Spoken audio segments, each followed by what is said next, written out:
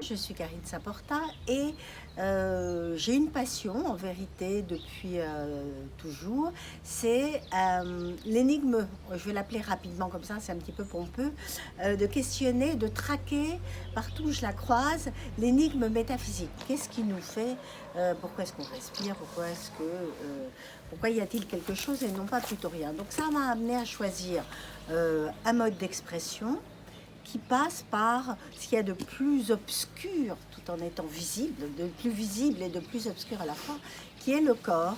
Et pas forcément le corps en mouvement, le corps statique m'intéresse aussi passionnément. J'utilise le cadre photographique comme le cadre de scène, c'est-à-dire je fais revivre un petit peu cette pratique qui a disparu, qui est la pratique photographique en studio.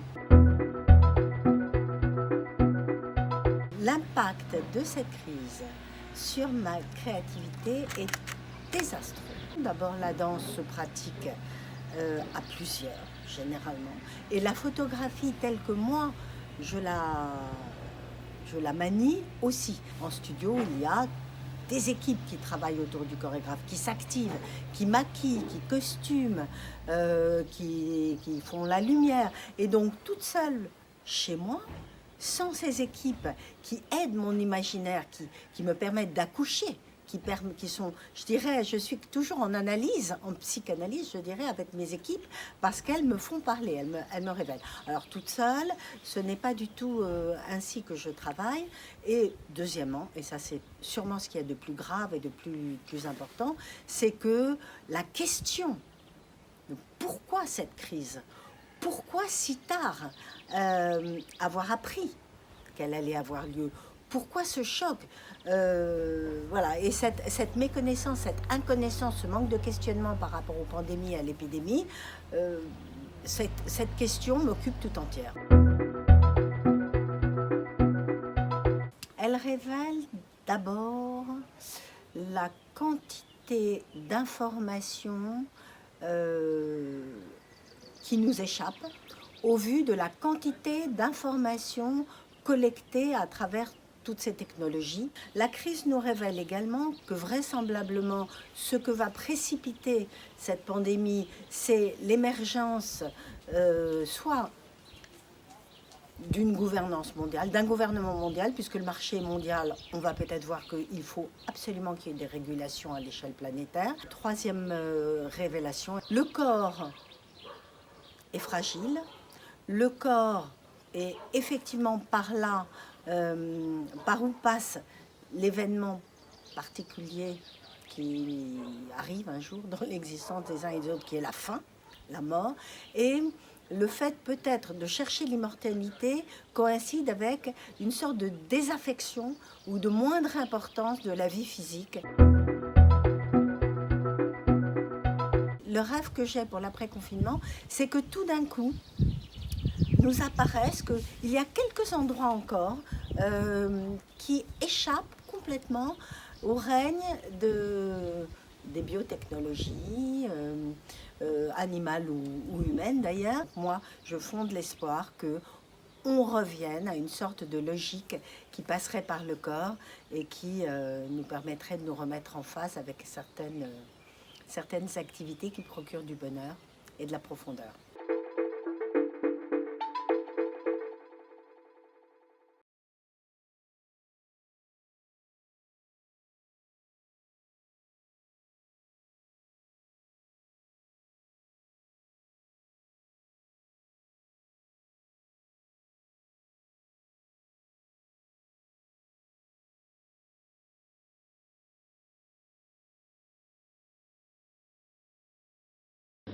Bonjour. Tu es donc dans la leçon de cinéma, qui est un dispositif que tu as contribué à inventer. Et je suis très honorée de t'inviter aujourd'hui et de te prendre un petit peu au piège de ce dispositif. Alors c'est un dispositif qui vise à comprendre de façon plus intime l'itinéraire et la biographie de chaque auteur qui est invité au festival. Donc dans ton cas c'est très particulier puisque tu es à la fois chorégraphe, photographe, cinéaste, et puis peut-être encore d'autres choses. Donc il va y avoir deux grandes questions, et tu pourras y répondre et je te relancerai s'il y a besoin. La première question, c'est quel a été le chemin que tu as suivi et qui t'aurait amené de la chorégraphie à l'image, c'est-à-dire d'un travail de danse où les images sont vivantes à un travail sur l'image avec des moyens que sont le cinéma ou la vidéo. Ça, c'est la première question. Donc une question sur ta biographie, quel a été ton chemin. Et puis la deuxième question, alors là on pourra aussi s'étendre un petit peu, c'est comment tu définirais ta façon de faire du cinéma, puisqu'il s'agit de cinéma ici.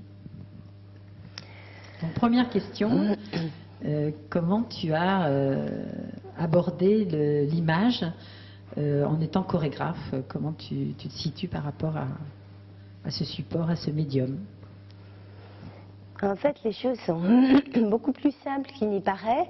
La plupart du temps, quand les journalistes m'interrogent sur mon rapport à la photographie, ils me disent « Mais c'est vraiment incroyable, comment est-ce que vous pouvez à la fois être chorégraphe, c'est-à-dire travailler sur l'art du mouvement, et être principalement occupé et préoccupé de mouvement, et puis faire des images statiques ?» Et moi je dis non, en fait, pour moi, le choix de la danse est un choix qui est celui de faire parler les corps, et de faire que celui qui regarde les corps rentre dans un état d'émotion extrême.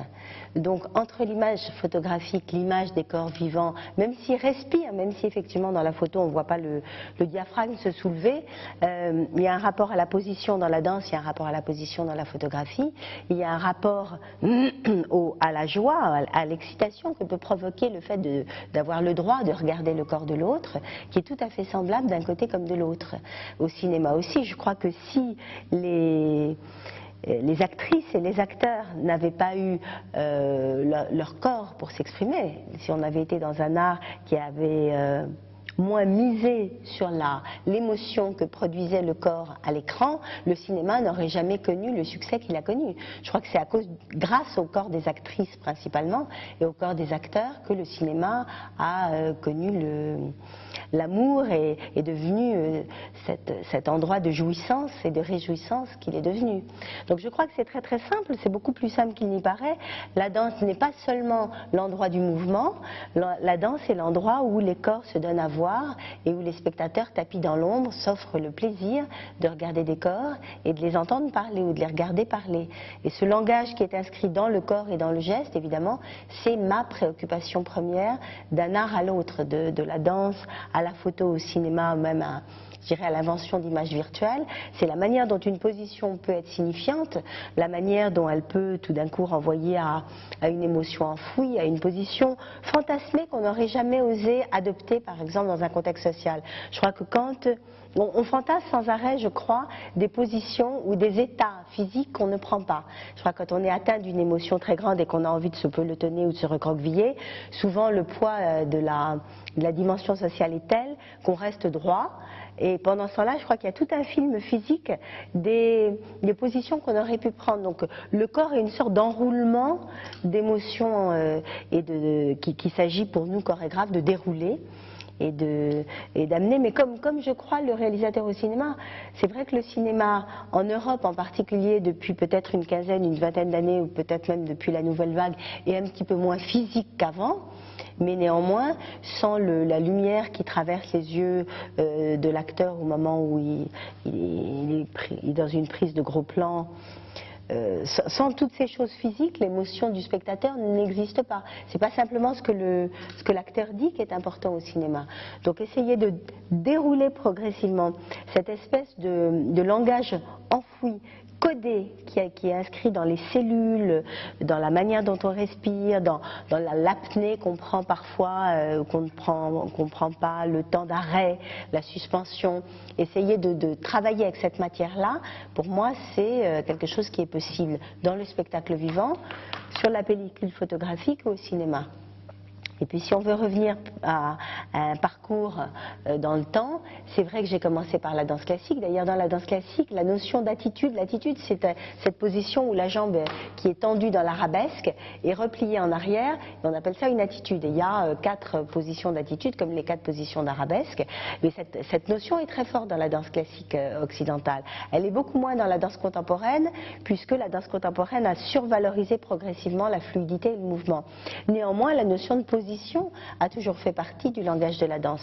Donc moi j'ai commencé par la danse classique, et quand j'ai abandonné la danse parce que la danse classique ne me correspondait plus, j'ai recommencé à créer ou avoir envie d'être dans une dimension artistique à travers la photographie, puisqu'aux États-Unis j'ai suivi un département dans une université américaine qu'on appelait Communication Arts, je crois que ça existe toujours, où on avait la possibilité d'apprendre la chorégraphie, la photographie, le théâtre si on le voulait, mais moi j'ai pas pris la dimension théâtre, la télévision, le cinéma. Donc je suis revenue à la création après avoir arrêté la danse en tant que danseuse par d'abord d'une certaine manière par la photographie et l'image.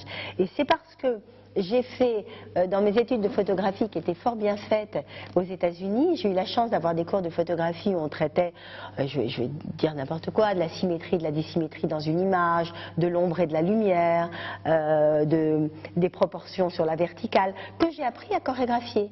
Finalement, j'ai appris à chorégraphier à travers mes études de photographie quasiment. Et c'est vrai que très très vite j'ai pris des cours de composition parce que j'ai eu la chance à cette période-là aux États-Unis de connaître des gens comme Merce Cunningham, Alwyn Nicolai, tous ceux qui avaient une véritable école de composition, une véritable pensée sur la composition, ce qui a largement disparu d'ailleurs aujourd'hui. Donc entre la formation à la photographie d'un côté à l'université, les cours de composition à New York et puis je dirais entre deux bien entendu le lien que pouvait être le cinéma, puisque le cinéma intégrait cette dimension du mouvement et du temps et cette relation à l'image, finalement tout s'est fait ensemble, et quand je fais une création chorégraphique, dite chorégraphique, j'ai l'impression de travailler sur une image à cette différence près que il y a cette extraordinaire dimension contemporaine du spectacle vivant, c'est-à-dire que le risque que prend le danseur sur scène, il ne peut pas le reprendre une deuxième fois pour une deuxième prise, s'il rate, s'il tombe, s'il se fait mal sur scène, ce ne sera pas camouflé par le montage. Et ça, c'est cette prise de risque du spectacle vivant, je la valorise par-dessus tout. Mais en même temps, j'ai l'impression de travailler, quand je travaille sur un spectacle, à guider le regard du spectateur. Je ne le laisse pas errer librement, je cadre. C'est vrai que grâce à la lumière, je décide que cette zone du plateau est prioritaire, qu'un danseur qui va s'approcher du public, tout d'un coup, doit prendre l'attention par rapport à un danseur qui est au fond, ou l'inverse, qu'un danseur qui va traverser, c'est le cas dans un des spectacles que j'ai créé d'ailleurs pour le festival qui s'appelle Charme. À un moment, il y a une danseuse qui au ralenti traverse très très très lentement le plateau, mais vraiment au bord du plateau. Et pourtant, j'ai envie qu'on ne la voit pas, que l'attention du spectateur soit projetée à l'arrière-plan. Donc finalement, quand je travaille sur un spectacle, j'utilise aussi tout ce savoir que le cinéma, une sorte de maîtrise dans le cadre, que le cinéma oblige à développer. Qu'est-ce qui motive la recherche de l'image? Est-ce qu'il y a une image de départ ou est-ce qu'il y a une recherche d'une image qui va se finaliser? Qu'est-ce qui motive ce travail qui est effectivement assez pictural dans tes chorégraphies et que l'on voit donc avec une grande parenté dans la photographie que tu fais également? Mais je crois que le cinéma aurait pu devenir autre chose que ce qu'il est devenu, mais je ne suis pas du tout la seule à le dire. Cocteau l'a beaucoup dit et beaucoup de cinéastes expérimentaux l'ont beaucoup dit. À un moment, le roman et le scénario de cinéma se sont confondus, enfin se sont confondus. Le scénario de cinéma est devenu une sorte d'évolution par rapport à la narration romanesque. Je crois qu'au départ, et on le voit, il y a beaucoup de très très courts métrages du début du cinéma qui le montrent. Si on pense à l'époque du studio des Ursulines, où les peintres venaient aussi faire des bouts d'essai, où c'est vraiment le brassage entre le milieu du cinéma et celui de la peinture était très grand.